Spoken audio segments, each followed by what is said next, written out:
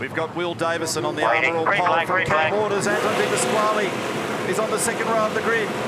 This is the last blast for Supercars at Pukekohe. Let's enjoy it. And a great start by Will Davison. Cam Waters also got off the line very strongly. Can he sweep round the outside? Davison hangs on just barely into turn 2. And he makes a little mistake, and we've got Courtney in the wall. This is going to trigger a safety car. Trouble already off the start, and more trouble down here at turn 4. Safety car boards and flags. But have a look at what's going on here, because Jameson moves over to cover Kostecki. So you're right, he's got a left-hand rear wheel in the grass. Then there's the bump, and then it flicks the other way. That's going fast. That's 4th gear. Yeah, so it was Kostecki on the outside, and then it was another classic squeeze. This was brave. Cam Waters was trying to get right around the outside. And at that stage, I was valve bouncing about the possibility of him being able to do that, to get around the outside, but then they were absolutely locked in combat all the way into turn 4. And there's the resultant damage on the left front corner of Todd Hazelwood's car, I beg your pardon. So let's see what Will Davison does, because we saw an extraordinary restart with Shane Van Gisbergen in the previous race. It was the latest restart commencement we've ever seen here. I'm tipping this is going to be earlier. But he can't go until it's a green flag, until the safety car is in pit lane. The go point, which is noted in those driver briefing notes. So you'll hear the call. Drivers are being reminded of He's gone. Yeah, he's off now, being reminded that they cannot pass another until they get across the control line on the front straight. The tyres are 10 kilos, the guns are 3.5. Look at the stature of this. Look at that, beautifully on the mark. Wheel on, wheel off, drop it down, and gone. They just do it so nice. Gee, the left rear was quick. Oh, that was fast. Yeah, so 20 kilos to wrangle there, and there you go. They've done it again. They've done it again, 2 days in a row. 2 days in a row, free kick. Cheapest speed you can buy. Look at that, and the team are related, and should be. Yeah. Fantastic job. So if you have to, let's see where they drop in here. Where's Brock? So Andre's managed to keep Brock between he and Anton Di Pasquale.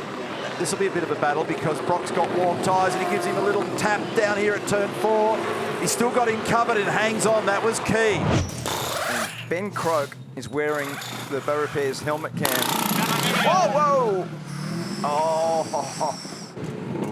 that's trouble, I think. I don't reckon that's done up. That's the problem with that one. I don't know that it's torqued, no. and with the power tools still on the car at the drop. Yeah, they're going to have to bring him in. Loose left rear. So they're going to be right on top of each other down here, and Heimgartner sweeps on by. And Brock hustling his teammate here as well. Does he dive bomb him? Does he dive bomb him? Lane penalty drive through car 17 for an unsafe release. This is a mistake. This is why. So I wondered why it tightened up. So it was because Cam's toured the green stuff, and that brought everybody back together. That's the second Tinkford car off, and down the inside, P2, Shane Van Gisbergen. This is on. The crowd is going to go berserk when he comes round over the top at turn 11 on this lap, because he is now 0.8 of a second behind Cam Waters, and he will want to win this race and the JR Trophy.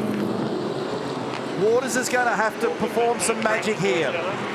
It is exactly 0.45 of a second, and they're all crossed up, and he's run wide again. He's under pressure. He may hand the lead to Van Gisbergen.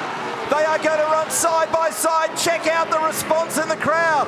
Comes Van Gisbergen to muscle it down the inside. They're side by side, and he's done him. He's sliced down the inside. Now they're side by side through the left-hander at 10. How do they resolve this? Is there space given? There's only a couple of thousands touched. They've touched at 11. And Van Gisbergen lifts the throttle and gives him a breather. So that could have ended up in a plane crash at Pukekohe, but they got away with it. Shane Van Gisbergen, absolute credit to you, sir. And he's not totally quickly hitting the apexes, but he's almost sacrificing them now to keep the rolling speed of the car up. Now he's under pressure. He's got Van Gisbergen crawling all over him at the moment, and so Shane goes high. If he can get round the outside, he knows he can displace him at turn 10. He goes for the crisscross out the other side. He looks to try and apply some better traction and drive out there. He's up to the outside of the Mustang at turn 10. Now it's around the other way. Is there courtesy? And Van Gisbergen takes the lead in New Zealand in the final race. Turn 4 for the very last time. He's got a margin of 3/4 of a second. He's got it stitched. Shane Van Gisbergen is going to win this race, assuming no errors, after an unbelievable drive. And this is going to take him to 18 victories in 2022, equaling what Scott McLaughlin did several years ago. So it's a record-breaking year for Van Gisbergen. You can see the sparkle in his eyes. He knows what he's achieved out there. He has fought tooth and nail from position number 8 on the grid, from row number 4. He lines it up at turn 10 for the last time. Sweeps through here.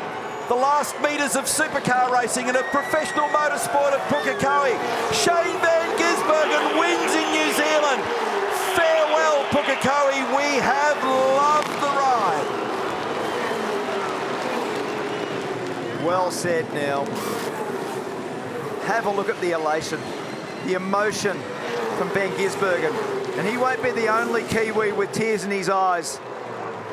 It won't just be that team, it's certainly that man there.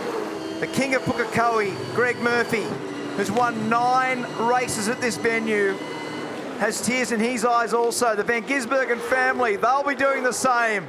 Folks, we've deliberately put the cars up there on the outside of the final turn at 45 degrees as a very special supercar thank you to Pukekohe and to each of you that have come out, and for everybody watching at home in New Zealand, in Australia and around the world. And a special moment, 59 years of very high quality motor racing at this unbelievably special venue, and it will close in 2023. There are still some events to unfold, but this is it for us in supercars, and what special memories today, and what a story from 8th on the grid to be able to win that race, Shane Van Gisbergen. That was pretty special. No matter who you barrack for, no matter who you love and hate, no matter what the story, you have to dip your hat to what you saw out there today from all 3 of those drivers that have made it onto the podium, bearing in mind it was only 1.6 seconds covering Shane, Cam and Andre. That is supreme motor racing. Well done. Brock Feeney deserves a shout out here as well for finishing up in 4th position, and he gave Shane a rattle there at one stage. And what about Anton De Pasquale and Dick Johnson Racing even getting that car out there, followed by Chaz Mostert, Scott Pye, David Reynolds, Nick Percat will be reasonably satisfied to get back in that top 10. He'll want more, but at least that's solid progress. Tim Slade in 10th, and then further afield, James Golding, Mark Winterbottom, Fullwood, Holdsworth, Kostecki, Pither Jones, Randall, Kostecki, Smith, LeBrock, Davison. What a story for him today with a quick car. He will be very disappointed. Hazelwood and, of course, James Courtney with a very, very damaged car.